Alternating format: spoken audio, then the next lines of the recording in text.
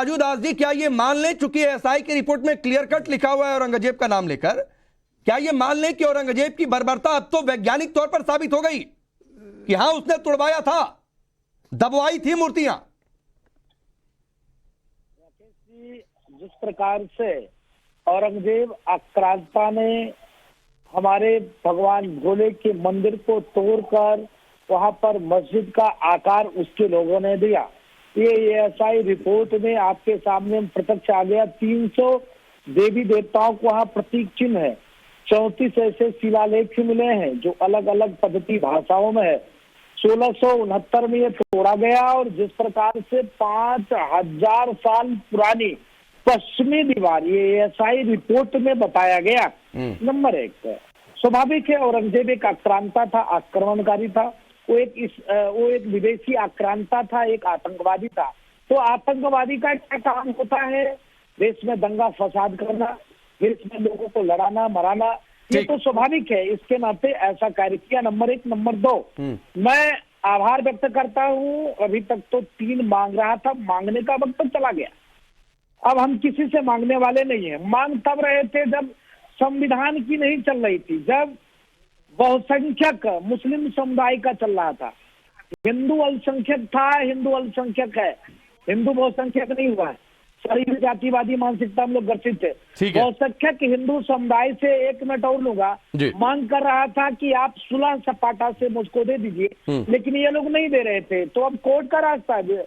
हरिशंकर जैन जी ने कोई गलत थोड़ा इनका। ठीक है सर, ठीक है, मैं आऊंगा। महंत जी थोड़ा समय कम है, मैं शाहिद अली के पास जा रहा हूं और जानबूझकर मैं आपके पास सबसे आखिर में आया क्योंकि आप वकील हैं, शायद इस बात को समझें कि एसआई रिपोर्ट का क्या रोल रहा अयोध्या पर जजमेंट में। अब देखिए एसआई रिपोर्ट क्या कह रही है, अब आपकी टिप्पणी बताइए। इसमें तो टिप्पणी आप हरिशंकर जैन साहब से भी ले लेते, वही बात कहते जो मैं कहूंगा। एएसआई की रिपोर्ट कोई गॉस्पेल ट्रूथ नहीं है, ऑथेंटिक प्रूफ नहीं है, वो एक रिपोर्ट मात्र है जिस पर जो संबंधित पक्ष हैं उनको उस पर ऑब्जेक्शन फाइल करने का अधिकार है। उसके बाद में उसमें एविडेंसेस आएंगे कि वो ना कोर्ट पर विश्वास, आपको विश्वास पूरी हो किस पर है? उनकी बात पूरी हो जाने दीजिए। आचार्य जी, हाँ बोलिए शाहिद भाई बोलिए।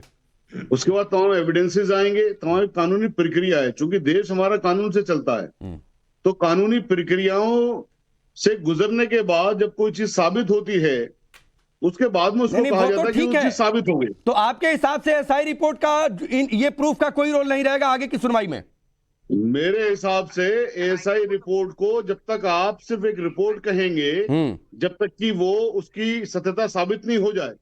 यहां पर देखिए आप, एक तो सत्यता साबित हो गई तो रोल रहेगा ना, इतना बता दीजिए सर। सत्यता साबित होगी तो मुसलमानों ने तो हमेशा कानून का सम्मान किया है ना। बाबरी मस्जिद को ढाया सुप्रीम कोर्ट में एफिडेविट के बाद किसने? कल जब रिपोर्ट के लिए ऑनरेबल कोर्ट ने कहा पब्लिश नहीं की जाएगी, उस आदेश की अवहेलना करते हुए पब्लिश किसने की?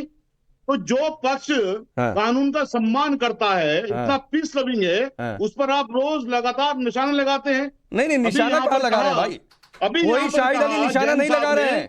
यही सवाल पूछने गए तो हमारे रिपोर्टर को निशाना बना दिया गया, उनसे धक्का मुक्की की गई, तो निशाना नहीं बना रहे। इस बात को समझिए, सिर्फ पूछ रहे हैं, राय प्रतिक्रिया ये पूछा जाता है लोकतंत्र में। संजय राणा, एक टिप्पणी आपकी भी, फिर मुझे क्लोज करना होगा, वक्त बेहद कम है। संजय राणा, एएसआई का रिपोर्ट कितना अहम आने वाले दिन में, दिशा दशा इस केस की तय हो गई, क्या मान लें? राकेश, देखिए ऐसा है कि कोई भी रिपोर्ट हो, कोई भी चीज अगर कोर्ट के समक्ष रखी जाती है तो उसका एक एक चीज देखा जाएगा जजमेंट के पहले। जहां तक बात हो रही थी एएसआई रिपोर्ट की, तो रिपोर्ट में अगर साक्ष्य है तो साक्ष्य के आधार पे आपने देखा होगा कि बाबरी मस्जिद का जब केस आया तो उसमें भी इसका एएसआई रिपोर्ट के को हवाला दे करके उसमें भी जजमेंट दिया गया था। उसी तरह अगर ये रिपोर्ट आई, तकरीबन 36 से 37 ऐसे पॉइंट है जहां पे दिख रहा है और पूरा का पूरा उसमें बता रहा है कि स्ट्रक्चर जो खड़ा है, बेस खड़ा है, ठीक है।